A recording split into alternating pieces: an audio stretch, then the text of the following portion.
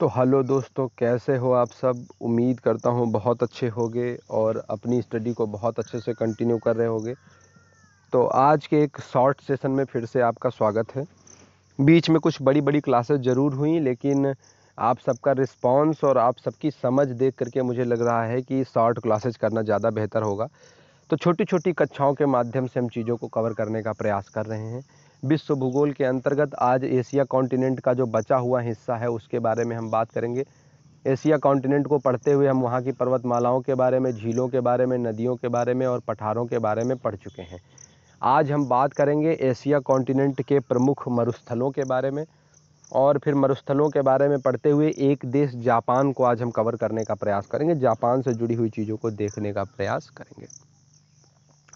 दोस्तों, जैसा कि हम सब जानते हैं कि जो मरुस्थल होते हैं वो क्या है कि दो प्रकार के होते हैं। एक होता है शीत मरुस्थल, एक होता है उष्ण मरुस्थल। क्योंकि जो अगर आप जीव विज्ञान के छात्र रहे होंगे या अगर आपको सामान्य भी वनस्पति की जानकारी है, तो हम सभी जानते हैं कि जो प्राणी हो, कोई भी प्राणी जात हो, वो अनुकूल परिस्थितियों में ही पनप सकता है। अत्यधिक ठंडी अथवा अत्यधिक गर्म स्थानों पर वनस्पतियों के पनपने की संभावनाएं अत्यंत न्यून होती हैं। ऐसे में जहाँ पर बहुत ठंडक होती है वहाँ पर भी एक प्रकार का मरुस्थल बन जाता है, और जहाँ पर अत्यधिक गर्मी होती है वहाँ पर भी मरुस्थल बनने के चांसेस होते हैं। भारत में जैसे आप देखेंगे तो जो लद्दाख है एक शीत मरुस्थल का उदाहरण है। इसके अलावा साइबेरिया के जो बड़े हिस्से हैं वो भी एक प्रकार के शीत मरुस्थल का ही उदाहरण है। इसी तरीके से अगर गर्म मरुस्थलों में बात करेंगे तो जैसे सहारा का रेगिस्तान है, भारत में भी हमारा थार का मरुस्थल है। तो इसी प्रकार एशिया के कुछ प्रमुख मरुस्थलों के बारे में हम देख लेते हैं। सबसे पहले जिस मरुस्थल के बारे में हम पढ़ेंगे वो है हमारा अरब मरुस्थल। दोस्तों, जो हमारा अरब मरुस्थल है ये एक उष्ण मरुस्थल का उदाहरण है। ये एशिया का सबसे बड़ा और दुनिया का तीसरा सबसे बड़ा गर्म मरुस्थल है। इम्पॉर्टेंट फैक्ट इसे याद रखिएगा। तो जो अरब का मरुस्थल है ये एशिया कॉन्टिनेंट में सबसे बड़ा मरुस्थल है। और अगर आप बात करेंगे दुनिया के बारे में तो दुनिया में ये तीसरा दुनिया का सबसे बड़ा गर्म मरुस्थल है। दुनिया का जो सबसे बड़ा गर्म मरुस्थल है वो कौन है, तो वो हमारा है सहारा का मरुस्थल, जो हमारा साउथ अफ्रीका कॉन्टिनेंट में आता है। सॉरी, अफ्रीका हमारा कॉन्टिनेंट में आता है, अफ्रीका महाद्वीप के अंतर्गत वो आता है।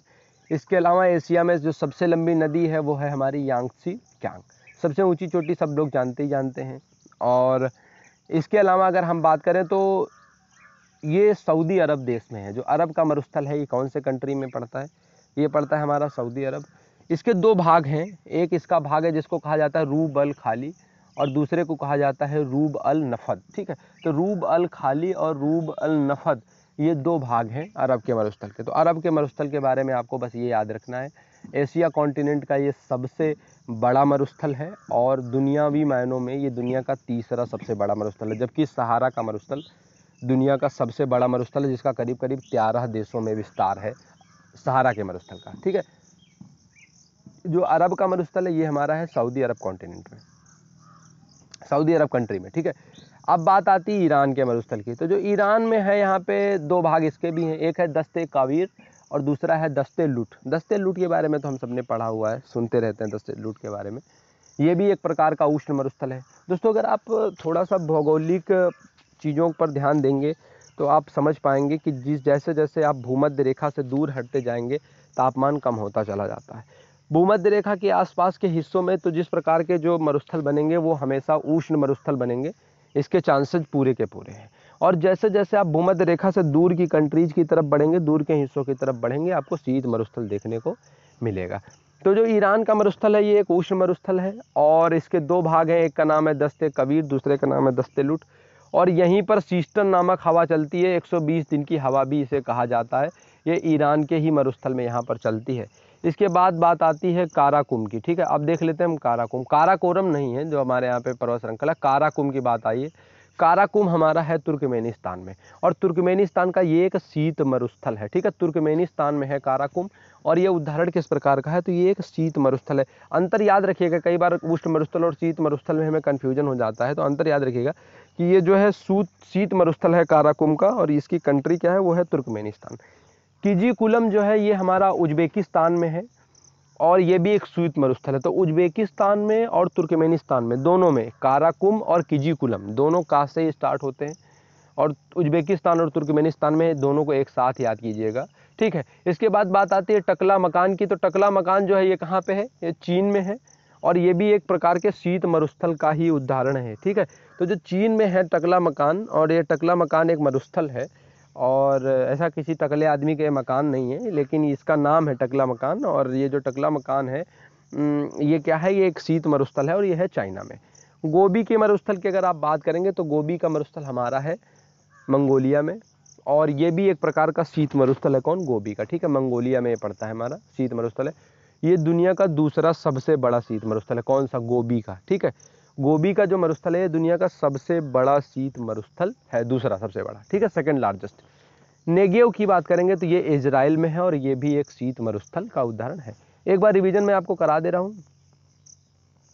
अरब का मरुस्थल उष्ण मरुस्थल है, ईरान का मरुस्थल उष्ण मरुस्थल है, फिर काराकुम, इसके बाद में किजीकुलम, इसके बाद में टकला मकान, गोबी और नेगेव, ये सारे के सारे शीत मरुस्थलों के उदाहरण हैं, ठीक है। और जो किजीकुलम है उज्बेकिस्तान में, टकला मकान पश्चिमी चीन में है, गोबी मंगोलिया में है, नेगेव इजराइल में है, और जो हमारा काराकुम है ये हमारा तुर्कमेनिस्तान में पड़ता है। अब बात आती है एशिया कॉन्टिनेंट की जनजातियों के बारे में। तो कुछ जनजातियों के बारे में मैं आपको यहाँ पर बता देता हूँ। तो यूकादिर या फिर इन्यूत, यूकादिर कहिए या फिर इनको कहिए इन्यूत, ये जनजातियाँ रहती हैं साइबेरिया वाले हिस्सों में। इसे कनाडा में एस्क्यूमो यानी कि कच्चा मांस खाने वाला कहते हैं। कहाँ पर, कनाडा में। इनके मकान क्या कहलाते हैं, इग्लू कहलाते हैं। दोस्तों यूकादिर या फिर जो इन्यूत है यही इग्लू नामक घर बना करके रहते हैं। बर्फ़ का घर है, कक्षा 6, 7, 8 की भूगोल अगर आप पढ़ रहे होंगे वहाँ पर आपको बर्फ़ का घर बना दिखाई पड़ता है, उसी घर की यहाँ पर बात चल रही है। इन्यूत या फिर यूकादिर याद रखिएगा। और यही जो है ये साइबेरिया में रहते हैं, और इनको कहा जाता है एस्किमो। एस्किमो का मतलब होता है कच्चा मांस खाने वाले। और इनके जो मकान होते हैं, इनके मकान कहलाते हैं इग्लू। इसके आगे देखें तो जो पालतू पशु है रेंडियर, ये स्लेज गाड़ी खींचते हैं, कुत्तों से स्लेज गाड़ी खिंचवाते हैं। और जो इनका पालतू पशु होता है रेंडियर, इससे भी ये स्लेज गाड़ी खिंचवाते हैं। आखेटक जनजाति, ठीक है, आखेटक जनजाति यानी कि शिकारी जनजातियां हैं। तो ये शिकार करके अपना भोजन जो है वो अपने लिए भोजन एकत्र करती है। सेमंग की बात करेंगे तो सेमांग जो है हमारा, सेमांग मलेशिया और इंडोनेशिया दोनों में पड़ता है, और ये भी एक आखेटक जनजाति। बस याद रखना सेमांग जो है मलेशिया और इंडोनेशिया कंट्री में ये जनजाति पाई जाती है। सकाई जनजाति की बात करेंगे तो ये भी मलेशिया में केवल पाई जाती है मूल रूप से। आखेटक हैं, और ये फूंक नली शिकार पद्धति का उपयोग करते हैं। एक फूंक नली का ये उपयोग करते हैं, जैसे बांस होता है तो बांस को खोखला करके ये जो उसको फूंक नली जैसा बना लेते हैं, और उससे फिर ये खींच करके शिकार करने का जो है एक ट्रिक अपनाते हैं। तो जो सकाई जनजाति है ये मलेशिया में है और फूंक नली पद्धति का उपयोग करती है, ठीक है। आगे बात करेंगे तो वेद्दा, ये श्रीलंका की जनजाति है। और आइन या एनू की बात करेंगे तो ये जापान की जनजाति, जिसके बारे में मुझे लग रहा है आप लोग जानते होंगे। तार की बात करेंगे तो ये रूस के साइबेरिया क्षेत्र में पाए जाने वाली जनजाति है। दुनिया भर में अगर स्थानांतरी कृषियों की बात करेंगे, स्थानांतरी कृषि का मतलब होता है काटो जलाओ पद्धति वाली झूमिंग कृषि। भारत में आप झूमिंग कृषि के नाम से समझ गए होंगे कि स्थानांतरी कृषि का तात्पर्य क्या है। यहाँ पर क्या करते हैं, कुछ जनजातियाँ ऐसी होती हैं जो एक स्थान पर जाती हैं, वहाँ पर लकड़ियों पेड़ों को काट करके छांट करके साफ करती हैं उस जगह को, फिर वहाँ पर वो आग लगा देते हैं। आग लगाने के बाद में क्या करते हैं, जो उसकी राख बचती है उसी राख में वो बो देते हैं बीजों को, और वहाँ पर 3 से 4 साल तक खेती करते हैं। फिर जब 3 से 4 साल खेती करने के बाद में उसका उपजाऊपन कम हो जाता है तो वो इस जगह को छोड़ करके कहीं और चले जाते हैं, और फिर यही पद्धति अपनाते हैं, वहाँ पर जा करके जंगलों में आग लगा देते हैं, और उसकी जो राख भूसी बचती है उसमें वापस से जा करके खेती करते हैं। तो स्थानांतरी कृषियों के अलग अलग नाम हैं। जैसे मैं जब आपको भारत में पढ़ाता हूँ तो कहीं पर इसे काटो जलाओ खेती, कहीं पर इसे झूमिंग खेती, कहीं पर इसे मिल्पा खेती, कहीं पर इसे दीपा खेती कहा जाता है, ठीक है। तो जो लदांग है ये कहलाता है मलेशिया में। झूमिंग कृषि को मलेशिया में क्या कहा जाता है, कहा जाता है लदांग। वैसे ही फिलीपींस में इसे कहा जाता है कैंजिन। ये मोस्ट इंपॉर्टेंट फैक्ट है, बिल्कुल इन्हें हल्के में मत लीजिएगा। हुमा कहा जाता है इंडोनेशिया में, ठीक है। हुमा कुरैशी एक फिल्म एक्ट्रेस भी है जहाँ तक मुझे याद आ रहा है, शायद करेक्ट कर लीजिएगा इस फैक्ट को, लेकिन शायद किसी अच्छी मूवी में है। इरफान खान की भी हाल ही में मृत्यु हो गई।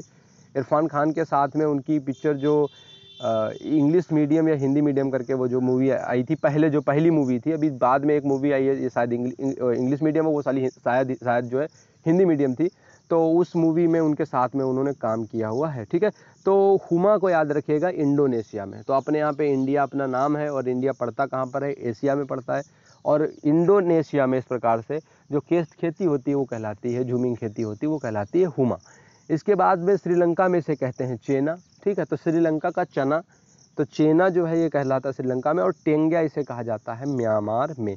एक बार रिवीजन करा देता हूँ, मलेशिया में कहते हैं लदांग, फिलीपींस में कहते हैं कैजिंग, हुमा कहते हैं इंडोनेशिया में, श्रीलंका में कहते हैं चेना, और म्यांमार में कहते हैं टेंग्या। तो ये हो गई बात स्थानांतरी कृषि के बारे में। अब मैं आपको आज जापान के बारे में बता देता हूँ थोड़ा बहुत इंपॉर्टेंट फैक्ट्स, फिर यहाँ से हम इस वीडियो को ख़त्म कर देंगे। छोटी क्लास कराऊंगा, ज़्यादा लंबी नहीं खींचूंगा, ताकि आप पूरी क्लास मन लगा करके देख पाएँ। अब कल वाली जो क्लास शाम को हुई है उसमें काफ़ी सारे लोगों के क्वेश्चंस जो हैं वो गलत हो गए हैं। दोस्तों, दो चीज़ें मैं कहना चाहता हूँ। एक चीज़ हो सकता है आपको अच्छी ना लगे, और हो सकता है दूसरी चीज़ भी आपको अच्छी ना लगे, लेकिन कहना ज़रूरी है, क्योंकि हमेशा अगर अच्छे के लिए सोचूंगा तो फिर सच बोलना मुश्किल होगा। पिछली क्लास मैंने जो देखी, जो मैंने एशिया कॉन्टिनेंट का वीडियो अपलोड किया हुआ था, और वो शायद 20 या 22 मिनट का वीडियो था, जबकि उसका जो एवरेज व्यू ड्यूरेशन था वो करीब 4 मिनट 51 सेकंड के आसपास था, और केवल 39 या 40 लोगों ने उस वीडियो को देखा था कल शाम को, जब मैंने उसके एनालिसिस को देखा हुआ था। तो दोस्तों, क्या कुछ होता है, कौन वीडियो देख रहा है कौन वीडियो नहीं देख रहा है, वो सारी चीज़ें पता चलती रहती हैं, कितनी देर देखा गया है, कितने लोगों ने देखा है। तो वो चीज़ें एनालिसिस वहाँ पर ऑटोमेटिकली यूट्यूब करके भेज देता है YT स्टूडियो में। जो लोग, जिन लोगों के पास चैनल्स होंगे वो लोग इस बात जानते हैं। तो रिस्पॉन्स के बारे में हमें पता चलता रहता है। मैं क्वेश्चंस को बहुत आसान बनाने की कोशिश करता हूँ, ताकि कम से कम ये रहे कि प्रैक्टिस सेशन में आपके क्वेश्चन ऐसा ना हो कि बहुत ज़्यादा गलत हो जाए। लेकिन ऐसा नहीं है कि मैं आपके क्वेश्चन गलत ना हो इसलिए मैं आसान प्रश्न बनाता रहूँगा। जैसे ही सारे कॉन्टिनेंट खत्म हो जाएंगे, प्रश्नों का लेवल मैं तुरंत मीडियम से टफ की ओर ले जाऊँगा, फिर ईजी क्वेश्चंस बिल्कुल पूछना बंद कर दूँगा, और कथन और निष्कर्ष टाइप के क्वेश्चंस को फिर बनाने की कोशिश करेंगे, पॉइंट वाइज क्वेश्चंस को हल करेंगे।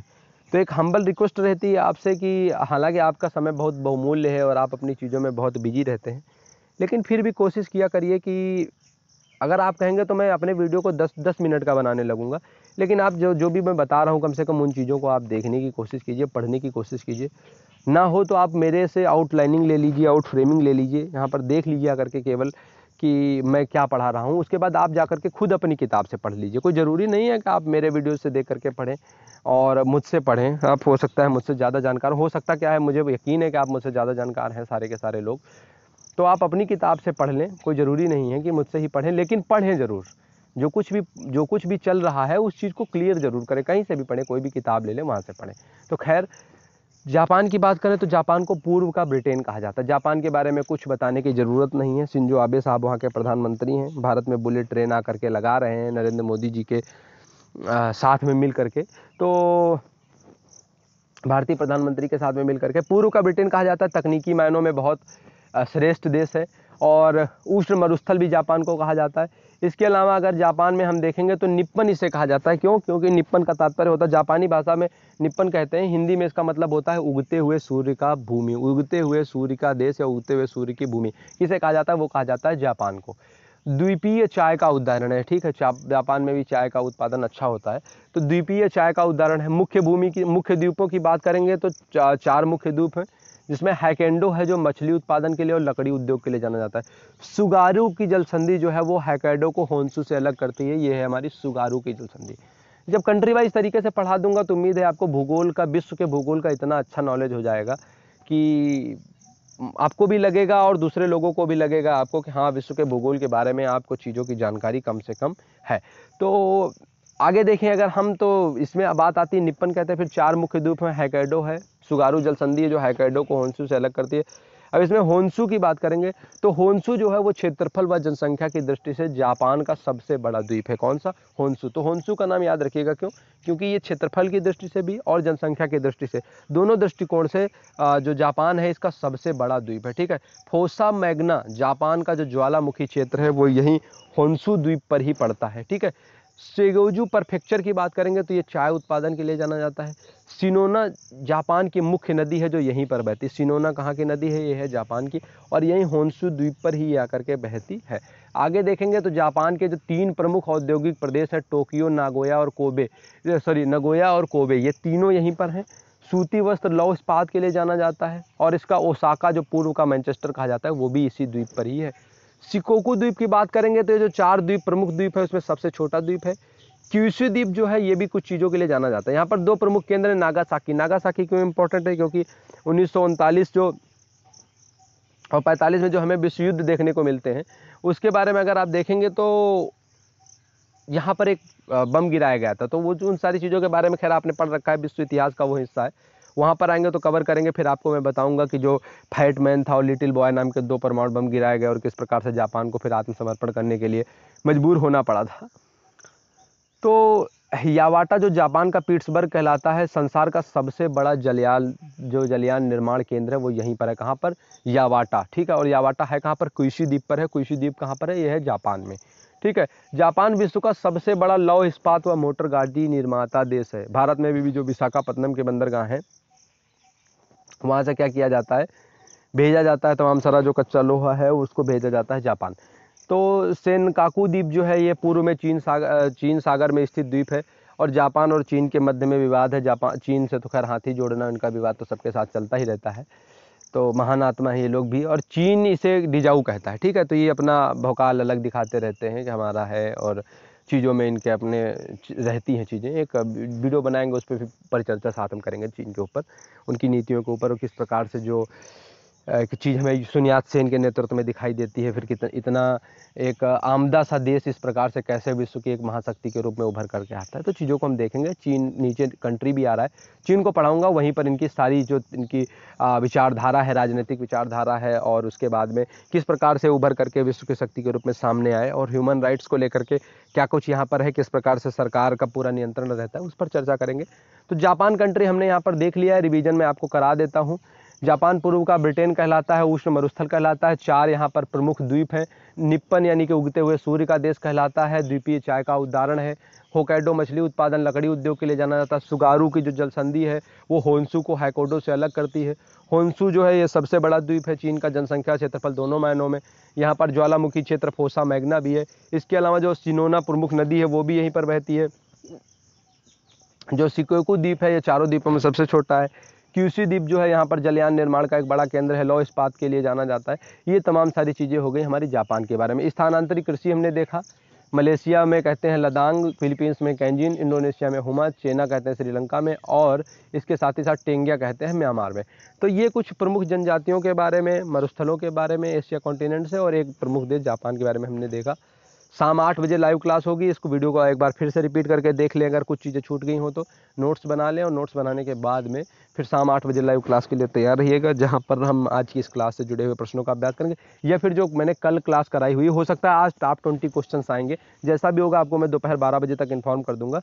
तो उसमें ये रहेगा कि फिर टॉप 20 क्वेश्चन में 10 क्वेश्चन जो होंगे वो प्राचीन इतिहास से होंगे, जहाँ पर मैंने आपको मौर्योत्तर काल में शुंग वंश, कंड वंश और आंध्र सातवाहन वंश के बारे में पढ़ाया हुआ है, और जो 10 प्रश्न होंगे वो आज के इस एशिया कॉन्टिनेंट के वीडियो से होंगे। तो थैंक यू सो मच।